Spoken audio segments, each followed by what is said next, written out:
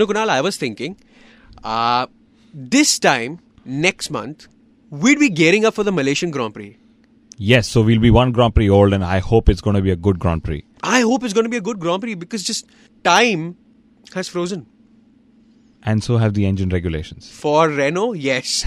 Yes, it's probably in a fridge right now. The Renault engines are probably kept in a barbecue party. They're using it to hold some Sikh kebabs. I don't know what they're doing with it. But they're not running on the track is what I personally understand. After the second pre-season test in Bahrain is over. Welcome to the Inside Line F1 podcast. Kunal, Shah, Rishi, Kapoor get together, fold their hands and think, what is Formula 1 up to? What is Formula 1 up to? Formula 1 is up to a different race, Rishi. Okay. A race where they're chasing reliability over speed, it seems. Yes, and suddenly it's not about aero, it's not about who has what wing and what size and what fish bones and those plates and all the complicated things on the front wing, but it's now about, oh God, I completed a lap and I put a time on the board. Absolutely, it's just about making sure you get the car home, literally. Get the car home. Lot of big lap, first lap bangs for a lot of experienced teams right now. But what I was thinking is after Bahrain, there's going to be a quick test in Bahrain again, and there's not a lot of gap between the two. What do the teams do at this time? I mean, what are they trying to interpret? Because they're getting new parts, they're getting the car ready for Australia. What are they doing? So, it depends differently for different teams. So, for example, Renault is still scratching their heads, wondering what on earth has gone wrong with their engines and their battery units. Okay.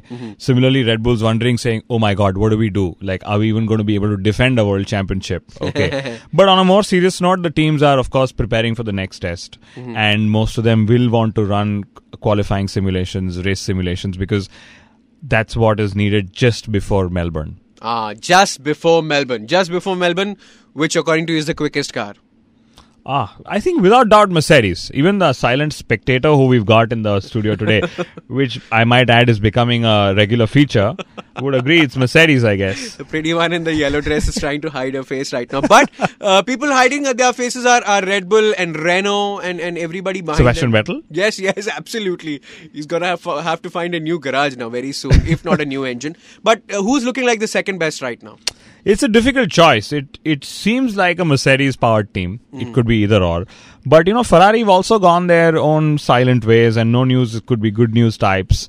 And while Raikkonen has crashed, it's going to be, I think they were just 2/10 apart, which means we'll see a good Alonso versus Kimi thing as well. But it could also well be, Ferrari themselves. Yes, in my opinion, and the way it's looking right now, and everybody's talking about it, it's Mercedes clearly in front. There's McLaren after that, and they have a very interesting looking car. But most importantly, Williams is suddenly looking like the dark horse, and they look really, really, really, really strong. And I just like Felipe so much. I want him to do well. Yeah, I just hope he and Felipe massacre their way through. Okay then, mechanical issues, lot of issues happened, lot of teams struggling right now. Okay Kunal, you and I will definitely agree that the cars are a lot more complex, and the whole brake-by-wire and the ERS means the cars take a lot of time to mend. So if something breaks down, it takes a lot of time to rebuild. So the inference is, if you have a problem in FP1, you carry it in FP2 because the car doesn't get ready by that time. So if you have a problem in FP1, you don't end up running in FP2. If you have a problem in FP3, you miss qualifying. So, it's really complicated right now. Which actually makes me believe that, can you think which is that one team which could be in the maximum problem here? Tell me about it. The Lotus F1 team. They've got the crash kids, Rishi. Well, the engine that they're using is approximately 35 kilometers per hour slow right now, as I've reportedly. heard. I mean, let's bring that in, the reportedly. Yeah. And I'm sure they're not running the engine up to full speed because of cooling issues. But hey, we're chilled over here. Formula 1 is still progressing. But if you are an Adrian Newey / a Christian Horner or that difficult name, Diet Rich, Matrix. If you're the owner of Red Bull, yes. Yes, you are the owner of Red Bull. You're a little worried right now, if you're a little, because you're shitting bricks because, you're not very far from the first Grand Prix and you've got to have a good car. Yes, well, you will be worried. The thing is, you don't know if it's a good car because you've not really driven much of it. And whatever you've driven, you've been largely off the pace due to lots of issues, and it's understandable. But yes, if you were Red Bull, the next test is extremely crucial. Extremely critical. And at the same time, from a Formula 1 point of view, we need a world champion team that can actually go and defend themselves as well. Why do you say that? See, ultimately, you and I and all of us who are eagerly waiting for Melbourne don't want to reach Melbourne to see cars that are doing Grand Prix 2 speeds. Don't want to see a Red Bull and a Sebastian Vettel getting eliminated in Q1 and not even doing more than 10 laps of the race. I mean, while we want all the 22 cars to be competitive, we want at least the front-running teams to be so much more competitive that they make a good spectacle for us. And after all, the spectacle is what's important, and that's why people tune into the Inside Line Formula 1 podcast as well. Yes, and what coincidence I wear spectacles.